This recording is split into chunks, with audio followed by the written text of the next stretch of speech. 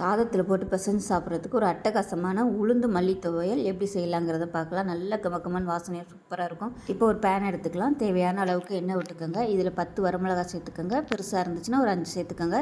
1/4 table spoon சீரகம், 1/4 table spoon மல்லி சேர்த்து நல்லா பொன்னிறமாக வறுத்துட்டு இது கூடவே 1/4 கப் அளவுக்கு உளுந்து சேர்த்துக்கலாம். இதுக்கு பதிலாக நீங்கள் கருப்பு உளுந்து கூட சேர்த்துக்கலாம். உளுந்து நல்லா வறுபட்டதும் ஒரு சின்ன துண்டு கட்டி பெருங்காயமும் சின்ன சுண்டக்காய் சைஸுக்கு புளியும் சேர்த்து நல்லா மீடியமான ஃப்ளேமில் நல்லா வறுத்து விட்டுக்கோங்க. இது நல்லா வறுபட்டுருச்சு. இது ஒரு மிக்ஸி ஜாரில் சேர்த்துக்கலாம். விருப்பப்பட்டால் நீங்கள் இதில் தேங்காயும் சேர்த்துக்கலாம்.